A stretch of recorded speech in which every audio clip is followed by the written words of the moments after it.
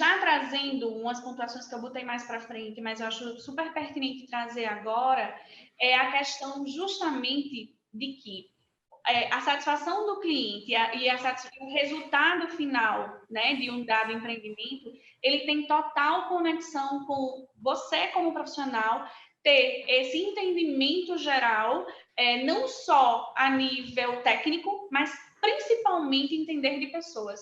Se você não consegue entender de pessoas, de comportamento de pessoas, jamais o resultado do seu trabalho vai ser de qualidade. E é isso que a gente vê sempre nos seus projetos, nos seus trabalhos, e é por isso que eles têm tanto resultado, né?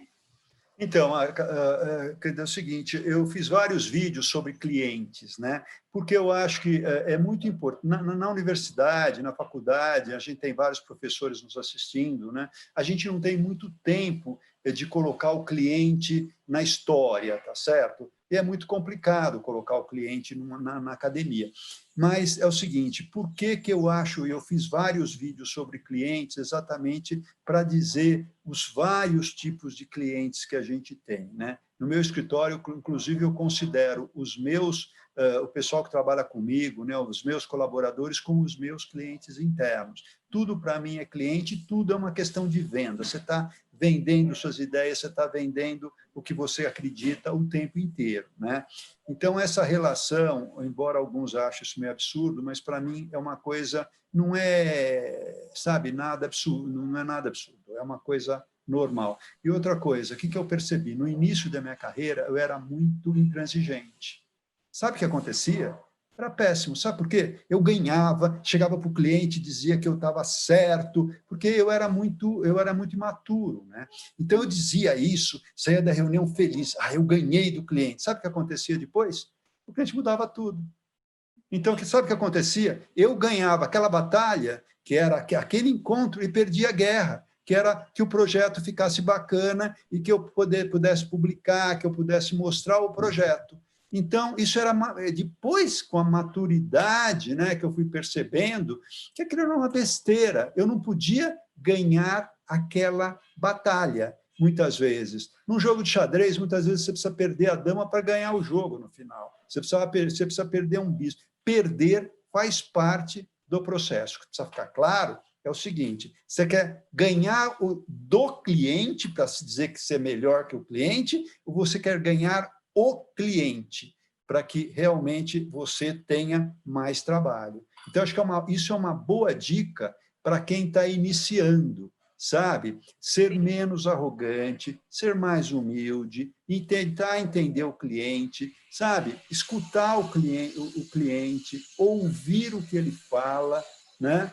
Isso eu acho fundamental. Inclusive, tem um vídeo que eu gosto muito, que é exatamente que eu falo, né, de como apresentar um trabalho, de como apresentar um projeto, sabe? Por que eu falo isso aqui, Maria Cândida? Porque eu participo de muitas reuniões que o arquiteto apresenta, o arquiteto de interiores apresenta, o luminotécnico apresenta, e é muito fácil, muito mais fácil ver o erro, vamos chamar assim, nos outros do que em você. Você nunca erra, tá certo? A gente sempre é o bacanão, né? E quando você vê os outros, você começa a ver os erros. Aí você começa a ver, você faz a mesma coisa que ele, então você também faz erros, tá certo? Que é chegar esbaforido, começar a falar dos problemas, porque todo projeto é para resolução de problemas, senão não precisamos de contratar.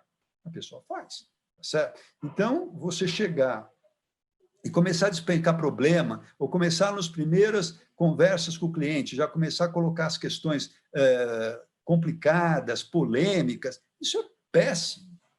Começar com slide feio, se você for fazer uma sequência de slides, se você for fazer a apresentação num PowerPoint, é péssimo. Outro dia eu estava numa reunião, olha, um escritório super conceituado, fez um trabalho maravilhoso, mas o primeiro slide era péssimo, era feio, era escuro, era triste. Sabe o que a gente falou? Esse projeto está muito triste, eu quero um projeto mais alegre. Vocês podem fazer? Foi embora. Olha aí. Tá certo? E olha, um escritório conceituado, mas errou em colocar o primeiro slide, um slide não, sabe, assim, não maravilhoso, não. Então, o primeiro slide tem que ser encantador. Claro que você tem que colocar as coisas polêmicas, mas deixa para o fim. Depois que você ganhou o cliente, que ele se encantou, e aí você vai falar dos problemas, tá certo? É uma questão de ordem, é uma questão de organização da sua reunião. Então, ou seja, você tem que estar no modo venda, não no sentido de vender o seu serviço, mas de venda no sentido de trazer uma sequência psicológica, lógica para o seu cliente, para que ele não comece a trazer, ative, né, as emoções negativas, e aí ele não consegue ouvir mais, e cria uma barreira e não consiga ouvir mais. Tem outra dica fundamental, que é o seguinte, quando você vai fazer a apresentação para um cliente, principalmente se for um cliente de uma residência, de um cliente familiar, normalmente ele está muito ansioso, ele, ela, a família está muito ansiosa para ver aquilo que você está trazendo.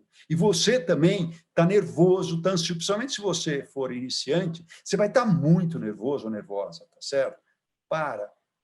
Você tem que fazer com que o seu cliente relaxe. Como é que você faz com que o seu cliente relaxe em 5 minutos para você começar a sua apresentação? Deixa ele falar dele, ela falar dela, os filhos falarem deles. Isso é o que todo mundo adora, é falar de si, tá certo? Isso não sou eu que estou dizendo, são pesquisas que mostram, mas, enfim, deixa o cliente falar dele, é bom você perder 5, 7, 10 minutos no início, aí eles falam deles, ficam felizes, eles relaxam, e aí você começa a mostrar seu trabalho. Tá? Nunca mostre trabalho para um cliente ansioso, é péssimo. Por isso a importância também de se fazer um excelente briefing, né? Porque na hora que você está fazendo o briefing, você se aprofunda no entendimento daquela família, nas necessidades, nas emoções, e aí você consegue ter base de conversa para poder ir trazendo isso para o assunto antes de introduzir, de fato, na apresentação. E sempre começa a apresentação por aquelas soluções que você achou que você conseguiu fazer de um jeito bacana, de um jeito brilhante, que ele vai se encantar. Porque sempre no briefing ele tem solicitações, tá certo? Algumas solicitações você conseguiu resolver melhor do que outras. Comece com as que você conseguiu resolver melhor e deixe as piores para o fundo. Porque, normalmente, as pessoas estão tão ansiosas que elas começam exatamente com aquela... Olha, eu não consegui ver isso. Se a pessoa falar que não conseguiu, para. Já está tudo errado. Tá certo? É melhor ir para casa. Ela precisa dizer assim, olha que bacana, como a gente conseguiu fazer aquilo que você pediu, olha que legal que está, e começa pelas coisas. No final, fala assim, olha, mas tem tal coisa que a gente, o que você acha? Precisa mesmo, sabe? Não está dando muito certo. Aí se o cara também quer, não, isso aí nem precisa, tá certo? Agora, se você começa, ai, olha, não deu certo, não... para, vai embora.